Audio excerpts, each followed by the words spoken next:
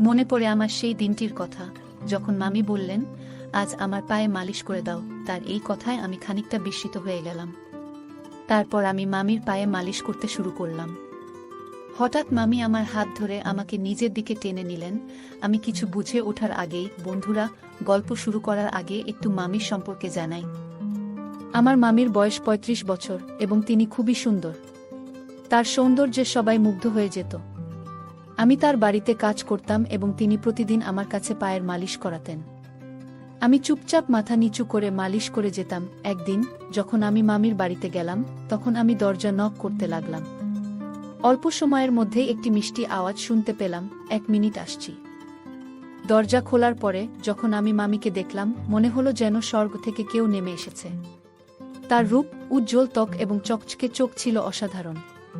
আমি তাকে দেখে কিছুক্ষণ অবাক হয়ে রইলাম। একদিন পত্রিকা বিলি করতে করতে একটা নতুন বাড়িতে ঢুকলাম। ভিতরে ঢোকার আগে একটু নার্ভাস লাগছিল, কিন্তু দরজা খুলতেই এক মহিলা হাসি মুখে বললেন, ভিতরে আসো, একটু চা খেয়ে যাও। আমার জীবনে আগে কোনো ক্রেতা এভাবে আমন্ত্রণ জানায়নি। সেই মহিলা বেশ ভালো মনের মানুষ মনে হলো। আমি তার সাথে বসে চা খেয়ে বেশ কিছুক্ষণ গল্প করলাম। এরপর তাড়াতাড়ি পত্রিকা বিলি শেষ করে বাড়ি ফিরে গেলাম। একদিন বাড়িতে ছোট্ট একটা ঝগড়া হলো, আর কোনো কারণ ছাড়াই আমাকে বাড়ি থেকে বের করে দেওয়া হলো। মন খারাপ করে কলেজের দিকে হাঁটছিলাম, তখনই ভাগ্যক্রমে সেই মহিলার সাথে দেখা হয়ে গেল। তিনি তার গাড়ি নিয়ে কলেজের দিকে যাচ্ছিলেন। আমাকে দেখতে পেয়ে তিনি গাড়ি থামালেন। সেই মহিলার সাথে আমার আগে কিছু দিন থেকেই পরিচয় ছিল, কারণ তার বাড়িতে আমি পত্রিকা পৌঁছে দিতাম। সেদিন তিনি আমাকে তার গাড়িতে তুললেন এবং এক ক্যাফেতে নিয়ে গেলেন। ক্যাফেতে বসে কথা বলার সময় আমার ফোনে এক বন্ধুর কল এলো। ফোনটি আমার সেই বন্ধুর, যার বাড়িতে আগের রাতে আমি থাকার জন্য গিয়েছিলাম। সে রেগে গিয়ে বলল, তোর জন্য বাবা আমার উপর রাগ করেছেন, তাই আর আমার বাড়িতে আসিস না। বন্ধুর এই কথা শুনে খুব খারাপ লাগলো। আমার মন তখন ভেঙে পড়েছিল। ভাবছিলাম দিনটা যেভাবেই হোক কাটিয়ে দিতে পারবো, কিন্তু রাতে থাকার জন্য তো একটা জায়গা চাই। আমার চিন্তিত মুখ দেখে ওই মহিলা, যাকে আমি মামি বলে ডাকতাম, তিনি জিজ্ঞেস করলেন, কি হয়েছে? তোমার মন এত খারাপ কেন? কোনো সমস্যা হয়েছে কি? তার কথাগুলো শুনে মনে হলো আমি আমার কষ্টগুলো শেয়ার করতে পারি, তাই সব কথা তাকে খুলে বললাম। তিনি আমার কথা শুনে মৃদু হেসে বললেন, জানো, আমি অনেক দিন ধরেই একটা সাহায্যকারী খুঁজছিলাম। আমার বাড়িটা বড়, আর আমি একা সবকিছু সামলাতে পারি না। তুমি যদি চাও তাহলে এখানে থেকে আমার কাজে সাহায্য করতে পারো। কিছুদিন আগে বাড়ির পুরনো কর্মচারী গ্রামে চলে গিয়েছিল এবং সে আর ফিরে আসতে চাইছিল না। মামি বললেন, আমার এত বড় বাড়ি একা সামলানো সম্ভব নয়। তুমি যদি চাও এখানে থাকতে পারো। থাকার জায়গা, খাবার আর মাসে ১৫,০০০ টাকা সম্মানীয় পাবে। তার কথা শুনে আমি অবাক না হয়ে পারলাম না, কারণ তিনি আমার সব প্রশ্নের উত্তর একসঙ্গে দিয়ে দিলেন। সেই দিন থেকেই আমি তার বাড়িতে কাজ করা শুরু করলাম। থাকার ও খাওয়ার চিন্তা থেকে মুক্তি পাওয়ার পাশাপাশি বাড়ির সমস্ত কাজের দায়িত্ব নিজের কাঁধে নিলাম। এমনকি যে কাজগুলো জানতাম না, সেগুলোও তিনি ধীরে ধীরে আমাকে শিখিয়ে দিলেন। একদিন দুপুরে আমি নিজের ঘরে বসে বিশ্রাম নিচ্ছিলাম, তখন তিনি আমাকে ডাকলেন। বললেন, আমার পায়ে ব্যথা হয়েছে, একটু তেল মালিশ করে দাও। বাড়ির অন্য কাজের পাশাপাশি এমন কিছু করতে হবে তা ভাবিনি। তবে তিনি যা বলতেন তা না করার কোনো উপায় ছিল না। প্রায় ১ মাস ধরে তার বাড়িতে কাজ করছিলাম। এই সময়ে কেউ তার স্বামী বা পরিবারের অন্য কোনো সদস্যকে দেখেনি। একদিন কথায় কথায় জানতে চাইলাম, আপনি এত বড় বাড়িতে একা থাকেন কেন? উত্তরে তিনি বললেন, আমার স্বামী বিদেশে থাকেন, খুব কম সময় এখানে থাকেন, তবে প্রতি মাসে খরচের জন্য টাকা পাঠান। মামি দেখতে বেশ আকর্ষণীয় ছিলেন, তার বয়স আনুমানিক ৩৫ হবে। যখন তার পায়ে মালিশ করছিলাম, হঠাৎ তিনি আমার হাত ধরলেন। তারপর হালকা হেসে বললেন, তুমি জানো, যখন থেকে তোমার সঙ্গে আমার পরিচয় হয়েছে, তখন থেকেই তোমাকে আমার নিজের একজনের মতো মনে হয়। গত কয়েকদিন ধরে আমি লক্ষ্য করছিলাম মামি আমার প্রতি কিছুটা আলাদা আচরণ করছেন। একদিন তিনি হালকা হাসি দিয়ে বললেন, তোমার সাথে সময় কাটাতে আমার খুব ভালো লাগে। মনে হয় তুমি আমার পরিবারের কেউ। আমি কিছু বললাম না, শুধু চুপচাপ মাথা নেড়ে সম্মতি জানালাম। সেদিন রাতে তার সঙ্গে ডিনার শেষ করে নিজের ঘরে চলে এলাম। গভীর রাতে আচমকা দরজা খোলার শব্দে ঘুম ভেঙে গেল। ভাবলাম হয়তো কোনো চোর ঢুকেছে। বাইরে গিয়ে দেখি একজন অদ্ভুত পোশাক পরা লোক দাঁড়িয়ে আছে, আর মামি তার সাথে কথা বলছেন। লোকটি চলে গেলে আমি জিজ্ঞেস করলাম, কে ছিলেন উনি? মামি হাসি দিয়ে বললেন, ও আমার দূরের এক আত্মীয়, মাঝে মাঝেই আসে টাকা চাইতে। আজও তাই এসেছিল। কথাটা শুনে কিছু না বলে আমি ঘরে চলে যাচ্ছিলাম। তখনই তিনি বললেন, তুমি তো জেগেই আছো, তাই একটা কাজ করে দাও, আমার পায়ে একটু তেল মালিশ করে দাও। কারণ আমার পা আজ কেন জানি না অনেক ব্যথা করছে, তাই আমার ঘুম আছে না। আমি কোনো আপত্তি করলাম না, কারণ তার দয়ায় আমি এতদিন মাথা গোজার ঠাঁই পেয়েছিলাম। ধীরে ধীরে তার কথামতো পায়ে তেল মালিশ করতে লাগলাম। তবে কাজের সময় তিনি কিছুটা অস্বস্তিকর আচরণ করতে শুরু করলেন। আমি নিজের আবেগ নিয়ন্ত্রণ করলাম, কারণ চাকরি হারানোর ভয় ছিল। সেই রাতটি আমার জন্য খুব কঠিন ছিল। পরের দিনও তিনি কাজে সাহায্য করতে বলা আমি কলেজে যেতে পারলাম না। একদিন দুপুরে আমি নিজের ঘরে বসে বিভিন্ন বিষয় ভাবছিলাম। তখন হঠাৎ মামি আমার ঘরে এলেন। তার হাতে একটা বড় বক্স খুলে তিনি একটা ট্যাবলেট ফোন বের করে বললেন, তোমার পড়াশোনার জন্য এটা এনেছি। মাঝে মাঝে তুমি কলেজে যেতে পারো না, তাই ঘরে বসেই পড়ার কাজ করতে পারবে। তিনি আমাকে ট্যাব ব্যবহারের উপায় বোঝাতে লাগলেন। কিছুক্ষণ পর তিনি ট্যাবে বিভিন্ন ছবি দেখতে শুরু করলেন। ছবি দেখানোর সময় তিনি মজার কিছু ছবি দেখালেন। আমি খুব একটা কিছু ভাবিনি, কারণ এগুলো সাধারণ কথোপকথন মনে হচ্ছিল। তারপর হঠাৎ তিনি বললেন, এই পোশাকগুলো কেমন লাগে? আমি এগুলো কিনেছি, আমার উপর কেমন মানাবে বলে মনে হয়? আমি মৃদু হেসে বললাম, আপনি নিশ্চয়ই দারুণ দেখাবেন। তিনি খুশি হয়ে বললেন, তাহলে একটু পরেই পরি।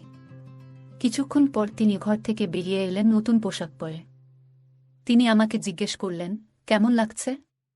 আমি হালকা হাসি দিয়ে বললাম, খুব সুন্দর লাগছে। তবে আমি চোখ নামিয়ে রাখলাম, কারণ নিজের আবেগ নিয়ন্ত্রণ করাই সঠিক মনে করলাম। এরপর তিনি আয়নার সামনে দাঁড়িয়ে নিজের পোশাক ঠিক করতে লাগলেন। তার আত্মবিশ্বাস আর নতুন পোশাকের রূপ একদম আলাদা লেগেছিল। আমি ভেতরে ভেতরে খুবই অস্বস্তি বোধ করছিলাম। একদিকে নিজের অনুভূতিগুলো নিয়ন্ত্রণ করার চেষ্টা, আর অন্যদিকে চাকরি হারানোর ভয়। বাড়ি থেকে বের করে দেওয়ার পর এখানেই আমার থাকার সব ব্যবস্থা হয়েছে, তাই এখানে থাকাটাই ছিল আমার জন্য গুরুত্বপূর্ণ। হঠাৎ করে মামি আমাকে জিজ্ঞেস করলেন, তোমার কাছে আমি কেমন লাগছি? আমি কিছুটা নার্ভাস হয়ে বললাম, আপনি খুবই সুন্দর লাগছেন। এই রূপ আপনার স্বামীকে দেখানো উচিত। দেখবেন তিনি বিদেশ থেকে দৌড়ে চলে আসবেন। তিনি আমার কথায় মৃদু হেসে বসলেন, তবে একটু পর মুখ গোমড়া করে বিছানায় বসে পড়লেন। কিছুক্ষণ পর তিনি বললেন, আমার স্বামীকে ভিডিও কলে এই সাজ দেখালেও কোনো লাভ নেই, তার কাছে তার কাজই সব। আমি শান্তভাবে বললাম, আপনি খুবই আকর্ষণীয় একজন মানুষ, তবে আপনার স্বামী হয়তো কাজ নিয়ে বেশি ব্যস্ত। তিনি মৃদু হাসি দিয়ে বললেন, আমার বয়স এখন ৩৫। তবুও তিনি কখনো পরিবার নিয়ে ভাবেননি। আমি এখন একাই জীবনযাপনে অভ্যস্ত, তবে মাঝে মাঝে মনে হয় জীবনে একজন সঙ্গীর প্রয়োজন, যে আমাকে ভালোবাসা এবং আনন্দ দিতে পারবে।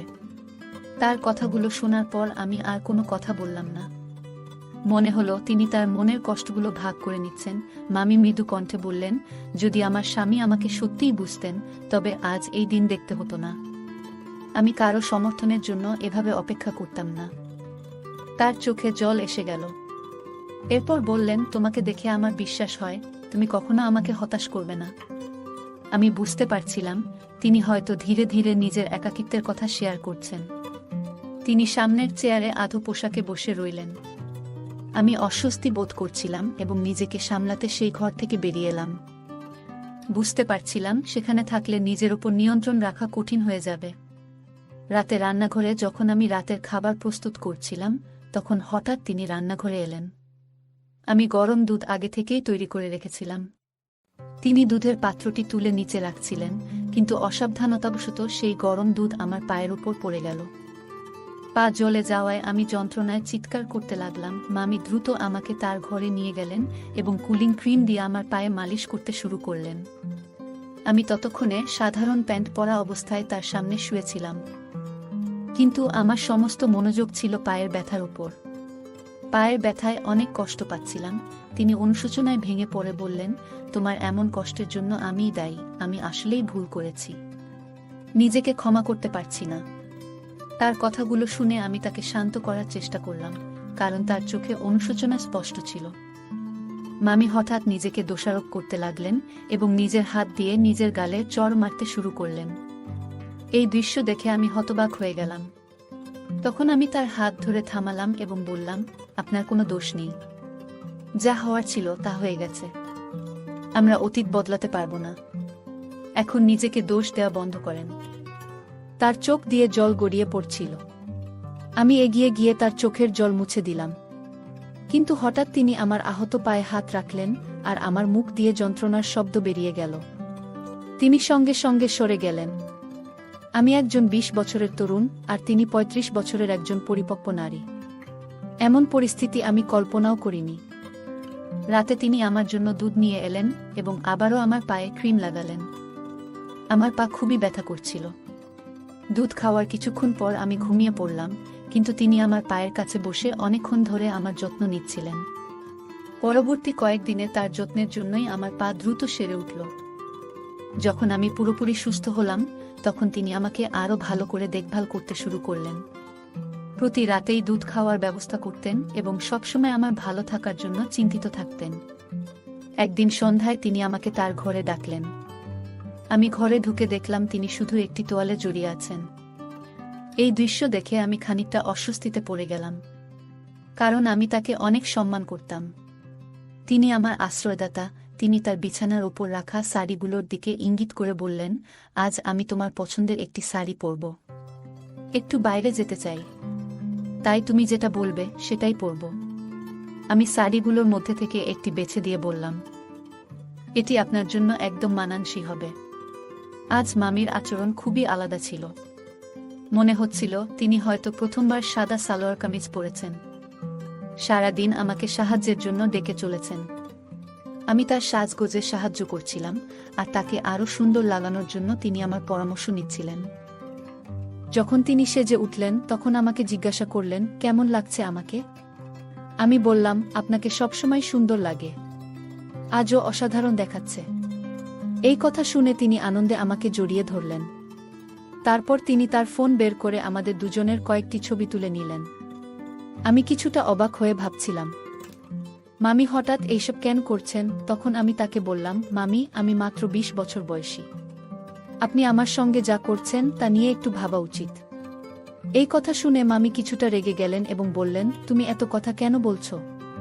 আজকের দিনটি আমার জন্য খুবই গুরুত্বপূর্ণ, কারণ আজ আমার জন্মদিন। আমি চেয়েছি এই দিনটি তোমার সঙ্গে উদযাপন করব। এখন আর কোনো প্রশ্ন করবে না। এরপর তিনি আমাকে তার ঘরে নিয়ে গেলেন। ঘরে গিয়ে তিনি মিউজিক চালালেন এবং আমাকে তার সঙ্গে নাচতে বললেন। নাচের সময় হঠাৎ আমার পা ফসকে গেল এবং আমি মেঝেতে পড়ে গেলাম। আমার হাতেও ব্যথা পেলাম। তিনি আমাকে তৎক্ষণাৎ বিছানায় শুইয়ে দিয়ে আমার হাতে মালিশ শুরু করলেন। কিন্তু মালিশ করতে করতে তার আচরণ কিছুটা অদ্ভুত হতে লাগল। আমি পরিস্থিতি বুঝে নীরব থাকলাম এবং তার সাহায্য নিতে থাকলাম। কিছুক্ষণ পর আমি চোখ বন্ধ করলাম, কিন্তু ঘুম আসছিল না। তখন হঠাৎ দেখি মামি একটি গ্লাসে দুধ নিয়ে ঘরে ঢুকলেন। তিনি গ্লাসটি নিজের হাতে ধরে আমাকে খাওয়ালেন। রাতে মামি আমার পায়ের ব্যান্ডেজ খুলে দেখলেন। তিনি জানতে চেয়েছিলেন যে আমার পায়ের জখম কতটা ভালো হয়েছে। পায়ে হাত বুলিয়ে বললেন, এখন তোমার পা আগের চেয়ে ভালো আছে, তবে পুরোপুরি সেরে উঠতে আরও কিছুটা সময় লাগবে। তিনি স্নেহ ভরে আমার হাত এবং পায়ে হাত বুলাচ্ছিলেন। তার এই আচরণে আমি কিছুটা অপ্রস্তুত বোধ করছিলাম। পরের দিন সকালে যখন ঘুম থেকে উঠলাম, তখন নিজেকে মামির ঘরের বিছানায় দেখতে পেলাম। আমি স্নান করার জন্য বাথরুমে গেলাম এবং আয়নায় নিজের গলা ও মুখে কিছু অদ্ভুত দাগ দেখতে পেলাম। আমি ভাবতে লাগলাম, এটি কিভাবে হলো? হয়তো আমার অসাবধানতার জন্য এমন হয়েছে। এরপর থেকে মামি প্রায়ই আমাকে তার ঘরে ডেকে নিয়ে যেতেন। তিনি আমাকে নানান বিষয়ে পরামর্শ দিতেন, কখনো গল্প করতেন, আবার কখনো মজার হিন্দি মুভি দেখাতেন। মাঝে মাঝে রাতে আমার জন্য গরম দুধ নিয়ে আসতেন এবং স্নেহ ভরে খাওয়াতেন। তিনি আমার পরিবারের লোকেদের মতো আমার অনেক যত্ন নিতেন। আর এখন তো আমার সেই পরিবারও আমার খোঁজ নেয় না। তাই এখন মামি আমার কাছেই সব। আমি গত ২ মাস ধরে বাড়ি থেকে দূরে আছি। আমার পরিবার আমাকে খোঁজেনি, এটা ভেবে মন খারাপ হচ্ছিল। তবে মামি আমাকে যত্ন করেছেন, যা আমার মনে শান্তি দিয়েছে। একদিন মামি আমাকে তার পুরনো ফটো অ্যালবাম দেখালেন। সেই ফটোতে তার জীবনের অনেক স্মৃতি ছিল। তিনি বললেন, জীবনের সব সময় দুঃখ থাকলেও এগিয়ে যেতে হয়। তার এই কথাগুলো আমাকে অনুপ্রাণিত করল। সেই দিন থেকে আমি নিজেকে নতুনভাবে গুছিয়ে নেওয়ার সিদ্ধান্ত নিলাম। মামি আমার পাশে ছিলেন এবং তার স্নেহ ও যত্ন আমাকে নতুন পথ খুঁজে পেতে সাহায্য করল। রাত গভীর হয়ে গিয়েছিল। আমি আমার হাতের ব্যথা নিয়ে প্রতিদিনের মতো পাশের ঘরে গেলাম। ঘরে ঢুকেই চোখ পড়ল একটি ছোট, আকর্ষণীয় পোশাকের উপর। আমি বললাম, তুমি যদি এই পোশাকটি পরো তাহলে খুব সুন্দর লাগবে। সে আমার কথা শুনে হালকা হাসল, আর কয়েক মুহূর্ত পরে সেই পোশাকটি পরে আমার সামনে এলো। তাকে দেখে একেবারে মোহিত হয়ে গেলাম। এরপর সে প্রতিদিনের মতো দুধের গ্লাস নিয়ে আমার সামনে এলো। আমি গ্লাসটি হাতে নিয়ে পান করলাম। কারণ আমি অসুস্থতার কারণে দিন দিন দুর্বল হয়ে যাচ্ছিলাম, তাই মামি আমার বিশেষ দেখভাল করছিল। আমার শরীর ক্লান্ত থাকায় কিছুক্ষণ পর ঘুম এসে গেল। হঠাৎ ঘুম ভেঙে অনুভব করলাম কেউ যেন আমার খুব কাছে। চোখ মেলতেই দেখি আমি তার পাশে শুয়ে আছি। আমি চুপচাপ ছিলাম, কারণ সেই মুহূর্তে কিছু বলার মতো অবস্থায় ছিলাম না। চারপাশে এক অদ্ভুত নীরবতা। কিছুক্ষণ পরে আবার ঘুমিয়ে পড়লাম। ভোরবেলা ঘুম ভাঙতেই বুঝতে পারলাম আমার হাত আর পা ঠিক নেই। আমার হাত প্লাস্টারে বাঁধা, একটি চোখে ব্যান্ডেজ, আর পা ঠিক মতো নড়ছে না। নিজেকে হুইল চেয়ারে আবিষ্কার করলাম। হঠাৎ লক্ষ্য করলাম একজন মহিলা আমাকে রাস্তায় নিয়ে ঘুরছে। সে পথচারীদের কাছে সাহায্য চাইতে শুরু করল। মহিলাটি বলে উঠল, আমার স্বামী অন্ধ এবং পঙ্গু, দয়া করে কিছু সাহায্য করুন। ঠিক তখনই আমার ভাই সেখানে উপস্থিত হল। তার চোখে আমাকে দেখে স্পষ্ট অবাক হওয়া ফুটে উঠল। ভাইটি মহিলাটির কথাগুলো শোনার পর রাগান্বিত হয়ে তার দিকে এগিয়ে গেল। সে কিভাবে এই অবস্থায় আমাকে নিয়ে এসেছে তা জানতে চাইতে শুরু করল। একদিন সকালে আমি হঠাৎ ঘুম থেকে উঠে বুঝতে পারলাম কিছু একটা অস্বাভাবিক। রাতের ঘটনাগুলো ধীরে ধীরে স্মৃতিতে ফিরছিল। আমি আমার বড় ভাইকে সবকিছু জানালাম এবং তাকে নিয়ে পাশের বাড়ির মামির কাছে গেলাম। বাড়ির কলিং বেল বাজাতেই মামি দরজা খুললেন। তার মুখে অস্বস্তি স্পষ্ট। তিনি বললেন, তুমি এত সকালে এখানে কেন? আমি শান্তভাবে বললাম, আপনি আমাকে যে দুধটি প্রতিদিন দিতেন তাতে কিছু একটা ছিল। আপনি হয়তো ভুল ভেবেছিলেন যে আমি সেটা বুঝতে পারিনি।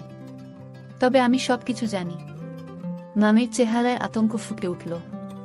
আমি বললাম, আপনি যে প্রতিদিন দুধে অদ্ভুত ওষুধ মিশিয়ে আমাকে খাওয়াচ্ছিলেন সেটা আমি আগেই বুঝে গিয়েছিলাম। আমি তখন থেকেই দুধ পরীক্ষা করতে শুরু করি এবং একদিন দেখি আপনি কিভাবে ওষুধ মিশিয়ে দিচ্ছেন। আমি আরও যোগ করলাম, আপনার উদ্দেশ্য বুঝতে পারার পর আমি সেই ওষুধ ফেলে দিয়ে এর পরিবর্তে শর্করাবিহীন সাধারণ ট্যাবলেট ব্যবহার করতাম। সেই কারণেই গত রাতে আমি ঠিকমতো ঘুমাইনি এবং সব ঘটনা স্পষ্ট দেখেছি। মামি আর কোনো কথা বললেন না। আমি আমার ভাইয়ের সাহায্যে পুরো বিষয়টি পরিষ্কার করলাম। আমার ভাই আমাকে বলল, এখন তুমি নিরাপদ আর এই বাড়িতে তোমার আসা বন্ধ করবে। এরপর আমি নিজেকে প্রতিজ্ঞা করলাম, আর কখনো এমন ভুল করব না যাতে কারো ফাঁদে পড়তে হয়। আমি আগে থেকেই আমার অবস্থানের খবর আমার বড় ভাইকে পাঠিয়েছিলাম। তিনি দ্রুত সেখানে পৌঁছে যান এবং তার সঙ্গে এক নারী পুলিশও ছিলেন। মামিকে দেখেই পুলিশ তাকে চড় মারলেন। চড় খাওয়ার পর মামি সব সত্যি কথা বলতে শুরু করলেন। আসল সত্যি হলো, মামির স্বামী বিদেশে ছিলেন না। যাকে তিনি আমার কাছে ভাই হিসেবে পরিচয় করিয়ে দিয়েছিলেন তিনিই তার স্বামী। সে কোনো মানসিক সমস্যাগ্রস্ত ছিল না, বরং মামি এবং তার স্বামী মিলে শিশুদের পাচারের সঙ্গে জড়িত ছিল। তারা শিশুদের শারীরিকভাবে অক্ষম করে ভিক্ষা করতে বাধ্য করত। আমাকেও তারা সেই পথে ঠেলে দিতে চেয়েছিল। মামি আমাকে প্রতিদিন দুধে নেশাজাতীয় ওষুধ মিশিয়ে খাওয়াতেন যাতে আমি অচেতন হয়ে যাই এবং তাদের পরিকল্পনার শিকার হই। কিন্তু আমি সময়মতো নিজের ভাইয়ের সাহায্য নিই। সেই কারণেই আজ আমি মুক্ত। আমার ভাই মামি এবং তার স্বামীকে গ্রেফতার করতে সাহায্য করেন। পরবর্তী সময়ে ভাই আমাকে বললেন, তুমি আজ সত্যিই সাহসিকতার উদাহরণ সৃষ্টি করেছ। তবে মনে রেখো, বাইরের পৃথিবীতে অনেক মানুষ আছে যারা শুধু তোমার দুর্বলতার সুযোগ নিতে চায়, কিন্তু তোমার পরিবারই একমাত্র যারা সবসময় তোমার ভালো চায়। আমার ভাই আমাকে সেদিন অনেক গুরুত্বপূর্ণ কিছু বোঝালেন। তিনি বললেন, এই পৃথিবীতে বাইরের মানুষ অনেক সময় আমাদের ক্ষতি করার চেষ্টা করে, কিন্তু মনে রেখো, পরিবারই আমাদের আসল শক্তি, আমাদের নিরাপত্তার ঢাল। তাই কোনো ভুল সিদ্ধান্ত নেওয়ার আগে আমাদের সবসময় পরিবারের কথা মনে রাখা উচিত। ভাইয়ের কথা আমার মনে গভীর ছাপ ফেলল। আমি তাকে কথা দিলাম, আজ থেকে আর কখনো এমন ভুল করব না। আমি পরিবারের পরামর্শ মেনে চলব। ভাই আমাকে জড়িয়ে ধরলেন। আর আমি বুঝতে পারলাম পরিবারের গুরুত্ব কতটা। বন্ধুরা, এই পৃথিবীতে কিছু মানুষ নিজেদের স্বার্থের জন্য এত নিচে নেমে যায় যে তারা ভুলে যায় মানবতার আসল উদ্দেশ্য। কিন্তু যখন তারা সেই ভুল বুঝতে পারে, ততক্ষণে অনেক ক্ষতি হয়ে যায়। আসলে এই পৃথিবীতে আমাদের পাঠানো হয়েছে ভালো কাজ করার জন্য। যদি আমরা সঠিক পথে চলি, তাহলে আমাদের কখনো ভুল করার প্রয়োজন হবে না। সবাই যদি একে অপরের সাহায্যে এগিয়ে আসে, তাহলে পৃথিবীটা আরও সুন্দর হয়ে উঠবে। এই গল্প আমাদের জানায়, কিছু মানুষ লোভের জন্য এত নিচে নেমে যায় যে তারা অন্যদের জীবন ধ্বংস করতেও পিছপা হয় না। গল্পের মামি এবং তার স্বামী শিশু পাচার এবং শারীরিক অক্ষমতার মতো নৃশংস কাজ করত। এটি আমাদের মনে করিয়ে দেয় যে সতর্ক না হলে আমরাও এমন ফাঁদে পড়তে পারি। গল্পের শেষাংশ আমাদের মনে করিয়ে দেয়, আমরা এই পৃথিবীতে এসেছি ভালো কাজ করার জন্য। পরোপকার এবং ন্যায় পথে চললে আমাদের জীবনে কখনো ভুল করার প্রয়োজন পড়ে না। একে অপরকে সাহায্য করলে সমাজ সুন্দর হয়। তাই মানবিক মূল্যবোধ বজায় রাখা প্রয়োজন। গল্পের প্রধান চরিত্র নিজের ভুলগুলো থেকে শিক্ষা নিয়েছে। সে প্রতিজ্ঞা করেছে যে ভবিষ্যতে পরিবারের পরামর্শ ছাড়া এমন কোনো সিদ্ধান্ত নেবে না যা বিপদ ডেকে আনতে পারে। এটি দেখায় যে প্রতিটি ভুল আমাদের জীবনে একটি বড় শিক্ষা দেয়। এই শিক্ষা গ্রহণ করে ভবিষ্যতে আরও সতর্ক হওয়া উচিত। এই গল্পটি আমাদের জীবনে সতর্ক থাকার গুরুত্ব, পরিবারের প্রতি আস্থা, সাহসিকতার মূল্য এবং ন্যায়ের পথে চলার প্রেরণা দেয়া। এটি আমাদের জানায় যে আমরা যতই কঠিন পরিস্থিতির মধ্যে থাকি, বুদ্ধি, ধৈর্য এবং সঠিক পরিকল্পনার মাধ্যমে তা অতিক্রম করা সম্ভব। পাশাপাশি মানবিক গুণাবলী চর্চা করে এবং অন্যায়ের বিরুদ্ধে রুখে দাঁড়িয়ে সমাজে ইতিবাচক পরিবর্তন আনা যায়। গল্পটা কেমন লাগলো জানাতে ভুলবে না। আরও মজার মজার রোমান্টিক গল্প শুনতে চাইলে ভিডিওটি লাইক, শেয়ার এবং চ্যানেলটি সাবস্ক্রাইব করতে এবং বেল আইকনটি ক্লিক করতে ভুলবে না। ধন্যবাদ।